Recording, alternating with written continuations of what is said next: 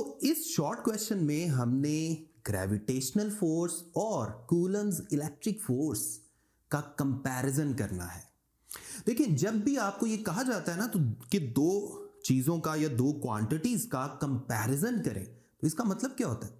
इसका मतलब ये होता है जी, इनमें जो सिमिलैरिटीज हैं वो बताएं और इनमें जो डिफरेंसेस हैं वो बताएं। तो चलें, सबसे पहले मैं इनमें सिमिलैरिटीज बताता हूं।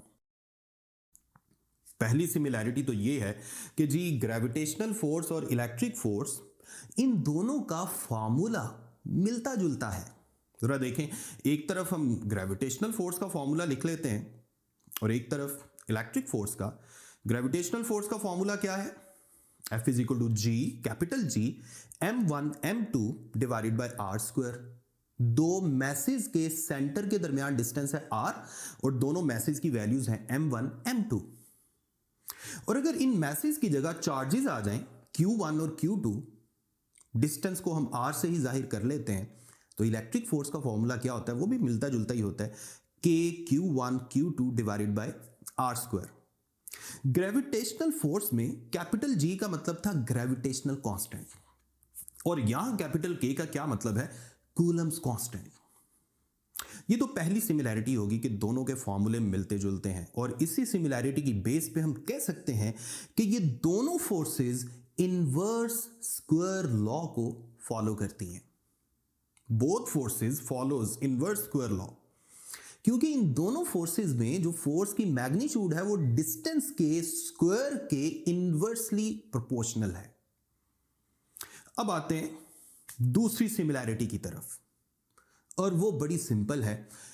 ग्रेविटेशनल फोर्स के बारे में भी हमने फर्स्ट ईयर में प्रूव किया था कि ये कंजर्वेटिव फोर्स है। ये बात याद रखें, इलेक्ट्रिक फोर्स भी कंजर्वेटिव फोर्स होती है। कंजर्वेटिव फोर्स का मतलब ये है ऐसी फोर्स जिसकी वजह से किया गया वर्क पाथ पर डिपेंड ना करे, यानी किसी ऑब्जेक्ट को एक पॉइंट से दूसरे पॉइंट तक लेकर जाएं मुख्तलिफ रास्तों से, और सारे रास्तों के लिए वर्क एक जैसा आए, तो हम कहते हैं जी work done is independent of path followed. यानी both forces are conservative forces. तो ये बड़ी मोटी मोटी सिमिलैरिटीज हैं जो आपने याद रखनी है। अब इसको मैं ऊपर रख देता हूं। अब हम आते हैं डिफरेंसेस पे। डिफरेंसेस में दोबारा से वैसे ही करते हैं, एक तरफ ग्रेविटेशनल फोर्स और एक तरफ इलेक्ट्रिक फोर्स। सबसे पहला डिफरेंस पता क्या है?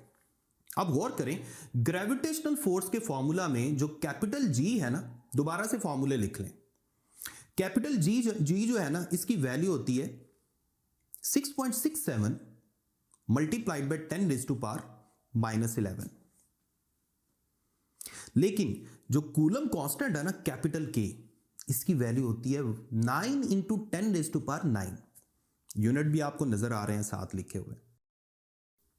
ग्रेविटेशनल कांस्टेंट का यूनिट होगा newton metre square divided by kilogram square, और कूलम कांस्टेंट का यूनिट क्या होगा? Newton metre square divided by coulomb square.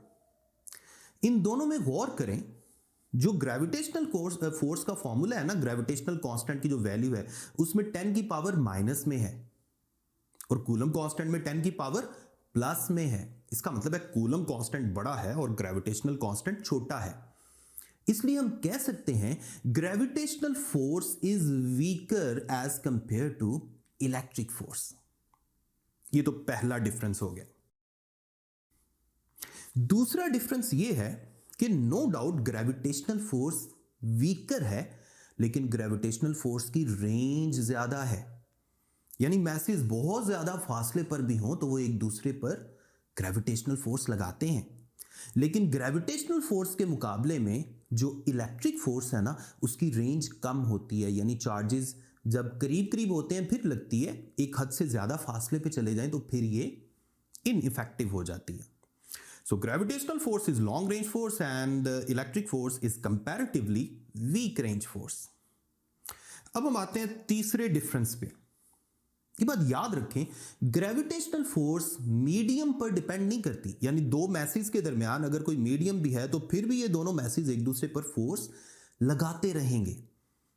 लेकिन जो कूलम फोर्स यानी इलेक्ट्रिक फोर्स है ना, ये मीडियम पर डिपेंड करती है।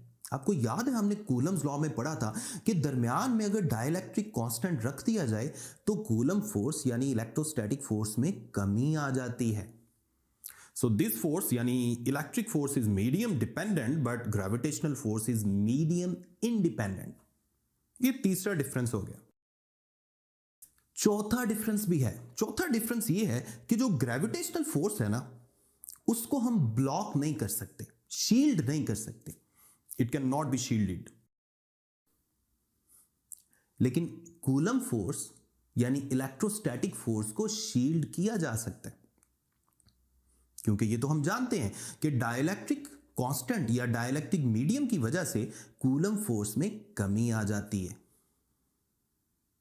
ओके, तो ये था इलेक्ट्रिक और ग्रेविटेशनल फोर्सेस के दरमियान कंपैरिजन। यहां मैंने आपको डिफरेंस बता दिया और यहां आपको इनके दरमियान सिमिलैरिटीज नजर आ रही हैं।